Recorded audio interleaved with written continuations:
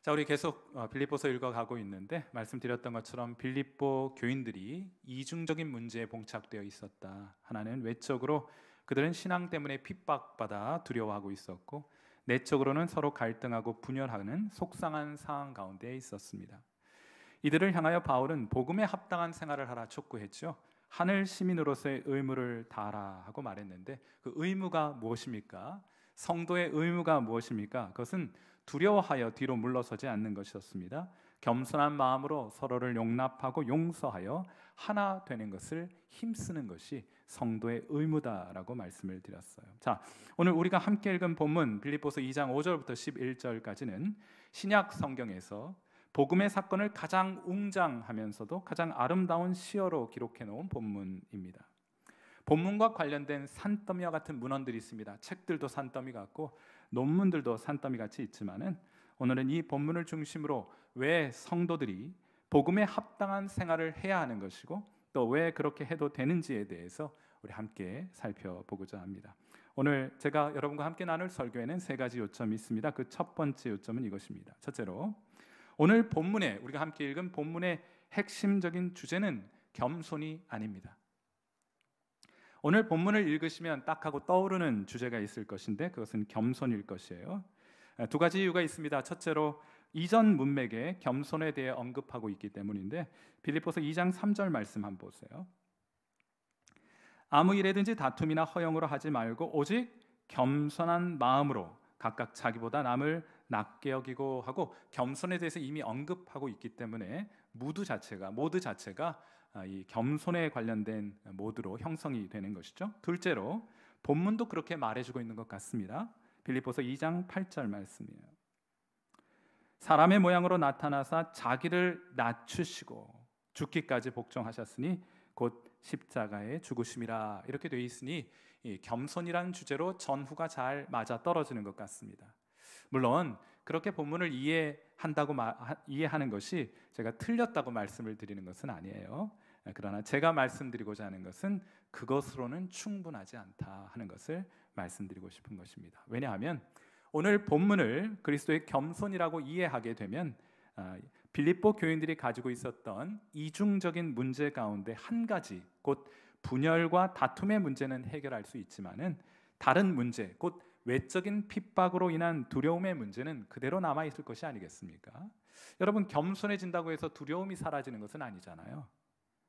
이러한 제한적인 성경에 대한 이해는 부분적으로 빌립보서 2장 5절의 번역에서 비롯되었다고 생각합니다. 빌립보서 2장 5절 말씀 이렇게 되어 있는데, 너희 안에 이 마음을 품으라 곧 그리스도 예수의 마음이니. 여러분, 이 구절은 아예 오늘 본문을 마음과 관련된 주제로 이해해야 한다 하고 제안을 해놓고 있는 것 같아요. 그런데 이것이 오해의 소지가 좀 있습니다. 말년병장이 신참들 모아놓고 신참들에게 말합니다. 야, 여기 피아노 전공한 사람 있어? 하자 김이병이 손을 번쩍 들고 대답합니다. 예, 제가 피아노 전공했습니다. 그래? 너 어느 대학 나왔어? 네, K대 나왔습니다. 그래? 그럼 다른 대학은 없나?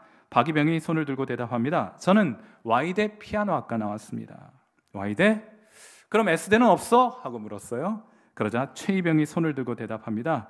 제가 S대 출신입니다. S대에서 피아노 전공했습니다. 하고 대답을 했어요. 그러자 말년 병장이 S대에서 피아노 전공한 이에게 말합니다. 그래? 너 이리 나와서 저 피아노 저리로 옮겨 하고 얘기를 했더래요. 여러분, 이게 뭐 관련이 좀 있어 보이기도 하고 말이죠. 아니, 피아노 옮기는 것하고 피아노 전공하고 무슨 관계가 있습니까? 물론 아예 관련이 없는 것 같지는 않은데 적어도 이 말년병장 핵심은 놓쳤습니다. 성경도 마찬가지예요. 핵심을 잘 파악해야 합니다. 그렇지 않으면 피아노 전공자에게 피아노 옮기게 하는 역사가 나타나게 돼요. 성경 본문을 잘 읽고 엉뚱한 적용을 하기 십상입니다. 근데 그런 분들이 참 많은 것 같아요. 사실 빌립보서 2장 5절의 원문을 한번 보세요. 제가 여러분을 위해서 원문을 좀 마련해 왔는데, 빌립보서 2장 5절의 원문에는 마음이라는 표현이 단 한 번도 사용되어 있지 않습니다. 근데 우리말 번역에는 마음을 2번이나 넣어 번역해 놓지 않았어요? 제가 이걸 여러분의 편의를 위해서 문자 그대로 한번 번역을 해보려고요. 이렇게 번역할 수 있습니다. 너희는 이것을 생각하라. 곧 그리스도 안에도 있는 것, 그것을 생각하라. 이렇게 돼 있어요. 여기 그리스도 안에도 있는 것이라는 것은 그리스도와 관련되어 일어난 것, 그것을 너희가 생각하라 하고 되어 있습니다. 이렇게만 되어 있어요. 자, 그러니까 우리가 생각해야 될 것이 무엇인가 하는 그 내용은 빌립보서 2장 6절부터 11절까지를 읽어야 알 수 있는 것이지, 겸손으로 그냥 마음에 관한 것이라고 정의하고 본문을 읽어서는 곤란할 것이라고 말하고 싶습니다.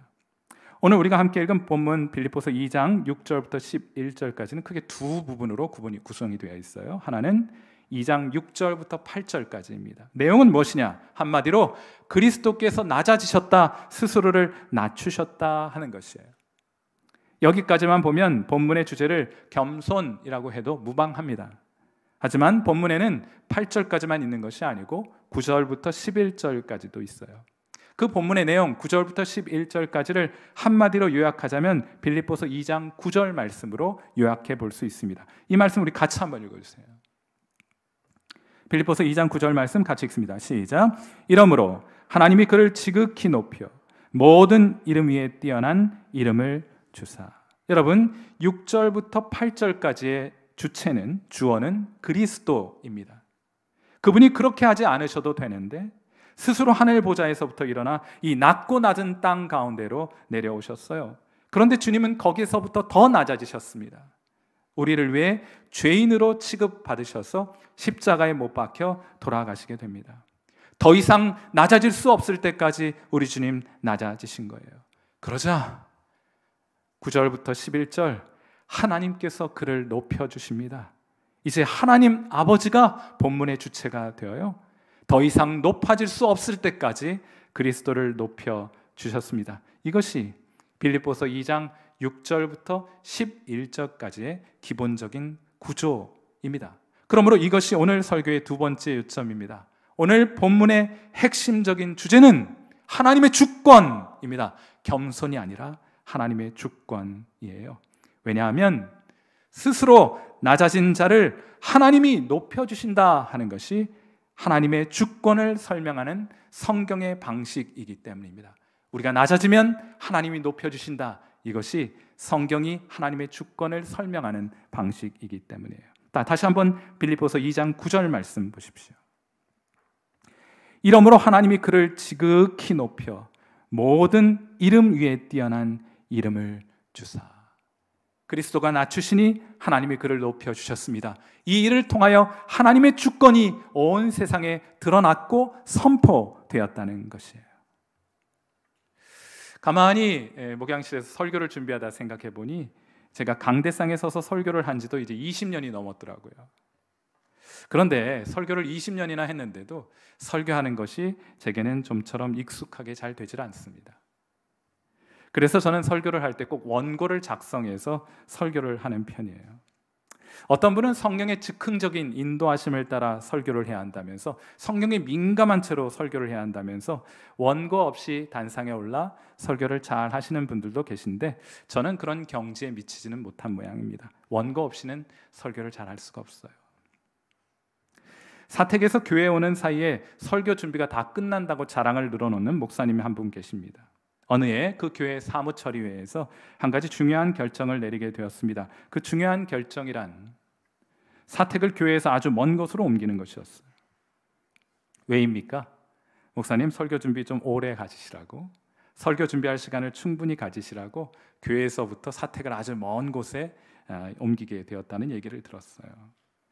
여러분, 사택이 예배당하고 가깝기로 따지면 우리 교회가 최고입니다. 그렇지 않아요? 바로 요 앞에 사택이 있으니까 말이에요. 그래서 사택이 옮겨지지 않도록 제가 더 열심히 설교 준비하고 있습니다. 설교 원고를 작성해야 하니 글 쓰는 법에 대한 관심을 좀 많이 가지게 돼요. 해서 이 주제를 가지고 공부를 한 적이 있었습니다. 그런데 제가 책을 읽고 글을 잘 쓰고 글을 명쾌하게 쓰는 방법에 대해서 공부를 하다 보니까 공통점이 있더라고요. 탁월한 문장가들은 놀랍게도 똑같은 얘기를 한다는 사실을 알게 되었습니다. 대표적으로 해밍웨이는 이런 이야기를 했어요. 자기의 글 쓰는 습관에 대해 이런 얘기를 합니다. 짧은 문장, 정확하고 핵심적인 단어, 긍정적인 문장, 불필요한 수식어 제거. 네 가지 뭐라고요? 짧은 문장, 정확하고 핵심적인 단어, 긍정적인 문장, 그리고 불필요한 수식어 제거. 이 네 가지를 위해서 나는 서서 그리고 배고플 때 추위 속에서 글을 쓴다 하고 말한 바 있어요. 그런데 이게 해밍웨이뿐만 아니고 거의 탁월한 문장가들은 공통적으로 그 이야기를 하더라고요. 해서 저는 오늘 일부 예배, 우리 교회 주일학교 교사들 있고 우리 전도사님들도 계신데, 저는 우리 교회 말씀 교사들은 꼭 이 원칙을 따라 사역했으면 하고 바랍니다. 짧고 쉽고 명쾌하게. 뭐라고요? 짧고 쉽고 명쾌하게. 이러한 관점에서 하나님의 글쓰기 솜씨를 한번 보세요. 하늘의 진리를 기가 막히게 땅의 언어로 번역해 놓지 않으셨습니까? 예를 들어 하나님의 주권이 무엇입니까? 여러분에게 하나님의 주권을 설명해 보라고 한다면 여러분은 뭐라 말할 수 있겠어요? 어떤 식으로 하나님의 주권을 설명할 수 있습니까? 하나님의 설명 한번 들어보시겠어요? 사무엘상 2장 7절 말씀. 하나님의 주권은 이런 것입니다 하고 간략하게, 아주 명쾌하게, 쉽게, 짧게 제시합니다. 이 사무엘상 2장 7절 말씀 보세요. 우리 같이 한번 읽겠습니다. 시작.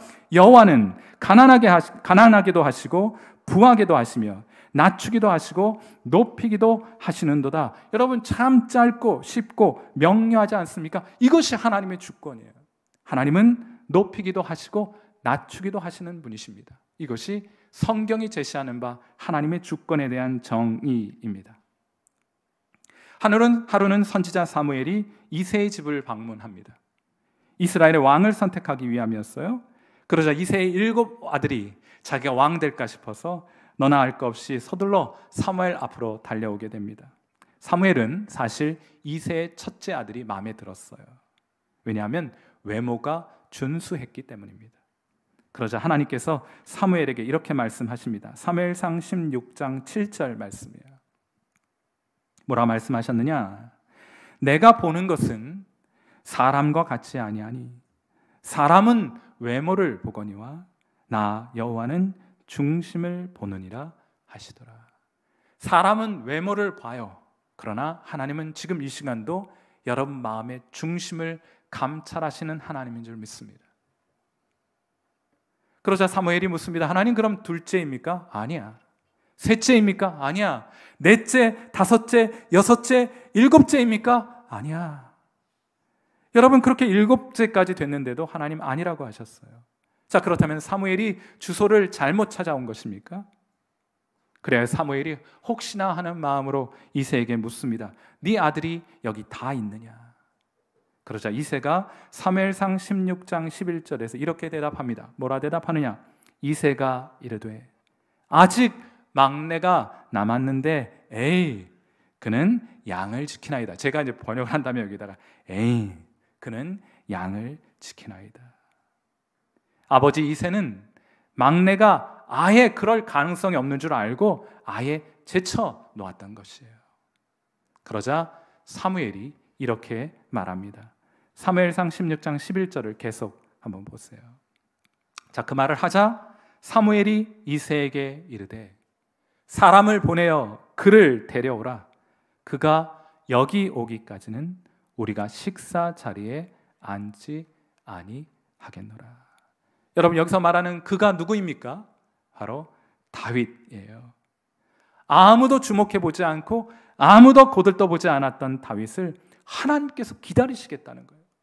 다윗 도착할 때까지 식사하지 않겠다는 겁니다. 기필코 그를 이스라엘의 왕으로 세우시겠다는 뜻이에요. 결국 사무엘은 기름을 부어 다윗을 이스라엘의 왕으로 세우게 됩니다. 후일 하나님께서 다윗에게 이렇게 말씀하셨어요. 사무엘하 7장 8절 우리 같이 한번 읽겠습니다. 시작. 그러므로 이제 내 종 다윗에게 이와 같이 말하라. 만군의 여호와께서 이와 같이 말씀하시기를 내가 너를 목장 곧 양을 따르는 데서 데려다가 내 백성 이스라엘의 주권자로 삼고 지극히 낮고 낮은 곳에서 그 천한 곳에서 양치던 너를 이스라엘의 가장 높은 자리 이스라엘의 왕 이스라엘의 주권자로 내가 세웠노라 하고 하나님께서 말씀하시는 것입니다. 이것이 하나님의 주권을 표현하는 성경의 방식이에요. 하나님은 높이기도 하시고 낮추기도 하시는 것입니다. 사랑하는 성도 여러분, 그러므로 낮은 자리에 있다고 해서 위축되거나 비관해야 하실 필요 없습니다. 비록 지금 높은 자리에 있다 할지라도 우쭐거리거나 교만해서는 곤란한 것이에요. 하나님은 낮은 자를 얼마든지 높여주시기도 하고 높이 올라있는 자를 얼마든지 낮추실 수 있는 주권자 하나님이시기 때문입니다. 여러분도 하나님을 향한 그런 믿음 가지고 계십니까? 성일교회 오기 전에 저는 여러분 잘 아시는 것처럼 한 대학의 교수로 채용이 되었습니다.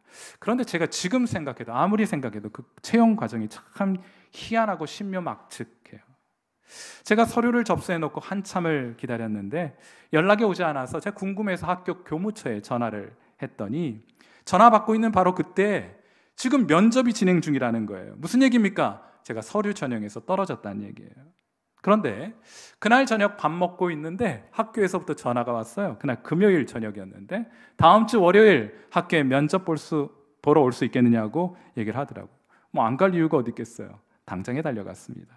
가보았더니 1차 서류 전형 통과하고 2차 면접 패스한 2명의 아주 쟁쟁한 분들이 이미 와서 자리를 하고 계시더라고요. 그런데 전 그런 것 없이 왔습니다. 1차 서류 전형 떨어지고 2차 면접 없이 3차의 면접 자리에 오게 된 거예요. 그렇게 저를 포함해서 3명이 3차 면접을 보았습니다. 누가 되었겠어요? 제가 됐습니다. 4차 면접으로 그 학교 이사장과 총장님과 면담을 했는데 총장님이 제게 진짜 지금도 생생하게 기억할 정도 이렇게 제게 물어보셨어요. 혹시 우리 학교에 누구 아는 사람 있어요? 있을 리 있습니까? 없습니까? 있을 리 없어요. 한 분 있기는 한데 온 세상의 주인이신 하나님은 내가 잘 알고 있습니다. 이 세상 온 우주 공간에 하나님의 주권과 하나님의 관심과 하나님의 시선이 닿지 않는 곳은 없습니다. 하나도 없습니다. 사랑하는 성도 여러분, 하나님의 눈을 피하여 꽁꽁 숨어보세요. 하나님이 다 찾아내십니다. 하나님 날 잊으셨겠지, 나에 대해서는 관심 없으시겠지. 여러분, 천만의 말씀, 만만의 콩떡이 올시다. 시편 139편 7절부터 10절 말씀 보세요. 시편의 기자 다윗이 이렇게 말합니다. 자, 우리 이 말씀 같이 한번 읽습니다. 시작. 내가 주의 영을 떠나 어디로 가며 주의 앞에서 어디로 피하리이까? 내가 하늘에 올라갈지라도 거기 계시며 스올에 내 자리를 펼지라도 거기 계시니이다. 내가 새벽 날개를 치며 바다 끝에 가서 거주할지라도 거기서도 주의 손이 나를 인도하시며 주의 오른손이 나를 붙드시리이다. 저 높은 곳 하늘에, 저 낮고 낮은 땅 스올 저 밑바닥에 내가 숨어 있다 할지라도, 저 멀리 바다 끝에 나 하나님 피하여 가 있을지라도 하나님 날 찾아내셨습니다. 날 찾아내십니다. 하나님은 그 땅 끝에서 들리는 여러분의 작은 신음소리를 들으시고 하나님이 그 신음소리에 응답하시게 되는 거예요. 하나님은 여러분을 찾아낼 것이고 반드시 여러분을 통해 세우신 그 계획을 이루시게 될 것입니다. 하나님은 높일 것은 높이고 낮출 것은 낮추시는 하나님이시기 때문이에요. 그러므로 오늘 설교의 마지막 요점은 이것입니다. 빌립보 교회의 문제를 해결하는 열쇠는 외적 핍박과 내적인 분열의 문제를 치유하고 해결하는 하나님의 방법은 바로 하나님의 주권을 성도들 하여금 기억하게 하는 것이었습니다. 이것이 오늘 설교의 마지막 요점이에요. 사랑하는 성도 여러분, 그리스도의 복음을 들으십시오. 다시 그 복음을 새겨 들으십시오. 그분은 스스로를 낮추셨으나 하나님이 그를 높여주셨습니다. 하나님의 관심과 시선 밖에서 일어나는 일은 없습니다. 하나도 없습니다. 그러므로 하나님의 백성은 두려워하지 말아야 합니다. 모든 상황을 하나님께서 완벽하게 통제하고 계시기 때문이에요. 이 믿음이 여러분을 두려움에서 벗어나 평강으로 인도하시게 될 줄 믿습니다. 하나님은 여러분을 잊지 않아요. 하나님이 온 세상의 주권을 가지시고 낮은 자를 높이시고 높은 자를 낮추신다는 이 믿음을 가진 여러분 가운데 그 모든 두려움을 떨쳐내고 소망과 능력과 하나님을 향한 믿음 가운데 다시금 일어서게 하실 줄 믿습니다. 그러므로 사랑하는 성도 여러분, 나사렛 예수 그리스도의 이름으로 명하노니, 오늘 이 자리 사랑하는 성도들 심령을 붙들고 있는 두려움은 나사렛 예수 그리스도의 이름으로 명하노니 떠나갈지어다. 여러분의 심령 가운데 그 두려움 떠나가는 은혜 있게 되기를 주님의 이름으로 축원합니다. 두려워하지 마세요. 폴 아징거라는 이 골프 선수가 있는데 아주 총방받는 PGA 골프 선수였어요. 이분이 첫 PGA 챔피언에 오른 해에 27살의 나이였는데 그의 어깨에 통증을 느껴 병원에 가게 됩니다. 그리고 그 자리에서 몇 가지 검사를 해보고 나서 암 선고를 받게 돼요. 그 순간 이분이 되게 강인한 분인 줄 알았는데 그 순간 울음을 터뜨리면서 하나님 앞에 그렇게 기도할 수밖에 없더래요. 사랑하는 하나님, 저 좀 도와주세요. 저 죽는 것이 겁납니다 하고 하나님 앞에 기도를 했더래요. 그리고 이어 그에게는 바로 6번의 화학요법이 처방이 되었습니다. 치료를 받는 중에 구토와 심한 탈수증 같은 것으로 응급실에 몇 번이나 실려가게 돼요. 그렇게 치료를 받고 있던 어느 날 그에게 참 희한한 일, 이상한 일이 하나 벌어지게 됩니다. 그는 그때를 회상하며 이렇게 말해요. 나도 모르게 화장실에서 기도를 드리고 있었습니다. 하지만 나는 만약 병이 낫지 않으면 어떻게 되는 것일까를 생각하고 있었습니다. 햇빛이 블라인드를 뚫고 들어왔습니다. 내 영혼은 마치 거대하고 부드러운 파도가 밀려와 내 발을 들어 올리는 듯한 느낌으로 가득했습니다. 나는 기도를 멈추고 그 평화로운 느낌에 빠져들었습니다. 순간 하나님이 나와 함께 하신다는 것을 알았습니다. 이제 모든 것이 괜찮아질 것임을 알았습니다. 암이 없어질 것이라고 하나님께서 말씀해 주신 것은 아니었습니다. 하지만 중요한 건 이거예요. 하지만 무슨 일이 있더라도 하나님께서 나를 사랑으로 돌보아 주시리라는 것을 나는 확신할 수 있었습니다. 그것이면 충분하지 않겠어요? 그날 이후로 이분이 좋아하는 일이 하나 생겼어요. 그는 중환병에 걸린 사람들을 찾아다니면서 앞으로 무슨 일이 있더라도 하나님이 그들과 함께 하실 것임을 사람들에게 말해주고 알려주기 시작했어요. 병상을 찾아다니면서 하나님 살아계시고 하나님 당신과 함께 하십니다 하는 것을 사람들에게 말해주고 다니기 시작한 거예요. 그러니까 이렇게 최종적으로 말합니다. 살다가 힘든 일이 닥쳤을 때 우리가 알아야 할 것은 그것밖에는 없습니다. 그것이 진짜 중요한 것입니다. 그것이 뭐예요? 하나님이 여러분과 함께 하고 계시다는 사실이에요.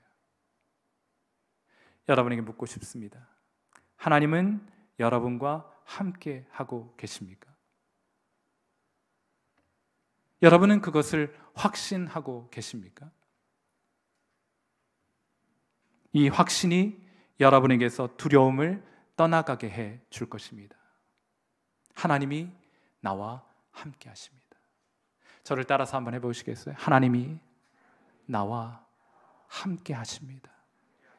이 믿음이 여러분 안에 깃들어 있는 그 두려움을 물리쳐 떠나가게 해줄 줄 믿습니다. 하나님은 높이기도 하시고 낮추기도 하시고 가난하게 하기도 하시고 부하게 하기도 하시는 분이 바로 우리 하나님이세요. 하나님의 시선 밖에 일어나는 일은 하나도 없습니다. 아예 그런 일이란 존재하지 않는 거예요. 그러니 더 나아가서 두려워하지 말아야 할 이유가 하나님이 함께 하신다는 사실에서부터 비롯되는 것처럼 더 나아가서 그러니 하나님이 함께 하시고 그분의 시선과 관심이 머물지 않는 곳이 없으니 교회 안에서 사람들 나누고 다투지 말아야 한다는 거예요. 여러분, 은밀하게 이런 일 하는 사람들이 있습니다. 이런 일 즐겨하는 사람들이 있어요. 우리 교회 얘기 아니고 전체 한국 교회 일을 보니까 이런 일들 하는 사람들이 있어요. 즐겨하는 사람들이 있습니다. 그만하세요. 멈추셔야 합니다. 하나님이 보고 계시단 말이에요. 그러니 사람들에게 상처 주는 일 이제 그만해요. 더 이상 그런 일 하지 마세요. 또 이런 일 때문에 속상한 분들 계십니다. 교회 하나됨을 위해 기도하고 이를 위해 애쓰는 분들 계세요. 안타까운 마음으로 하나님 앞에 나아 교회의 치유와 회복을 위해 기도하는 분들 계십니다. 그런데 하나님 여러분 마음 아세요. 하나님이 잘 알고 계세요. 여러분을 위로해 주실 것입니다. 교회 하나됨을 위해 눈물로 기도하고 애쓰고 수고하는 여러분의 수고를 기억하시고 여러분 축복하실 줄 믿습니다. 하나님이 여러분과 함께 하시는 거예요. 이것이 두려움에 떨고 있는, 이것이 교회의 분열로 인해 속상해하고 있는 성도들을 향한 하나님의 처방입니다. 하나님의 주권을 기억하는 거예요. 아, 그분이 높이기도 하시고 그분이 낮추기도 하시는 분이시구나. 내가 아니라 하나님이 주권자이시구나. 사랑하는 귀한 성도 여러분, 오늘 이 아침에 하나님을 향하여 이 귀한 고백이 여러분 안에서 선포되고 선언되는 그런 귀한 은혜가 있게 되기를 주님의 이름으로 축원합니다. 하나님이 주권자이십니다. 함께 기도하겠습니다. 자, 우리 반주 들으시면서 하나님 앞에 우리 기도하도록 하죠. 복음은 하나님의 온 세상의 주권자이심을 드러내주는 사건입니다.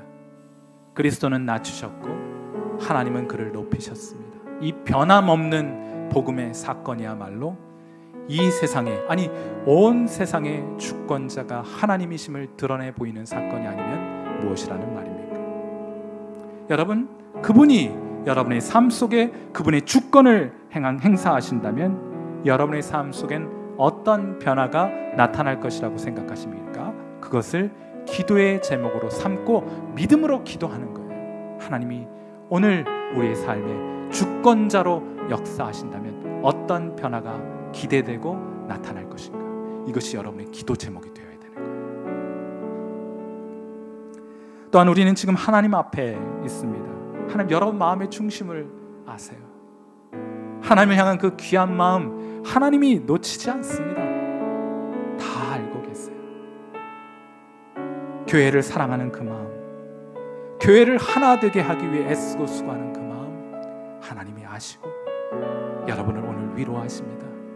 하나님이 그 귀한 마음에 보상하시겠다고 약속하시니 그 약속 붙들고 조금만 더 인내하고 조금만 더 수고할 수 있는 여러분이 되시기를 바라요. 오늘 시간 함께 나눴던 말씀 기억하며 하나님 앞에 함께 기도하는 시간 갖겠습니다. 기도하겠습니다.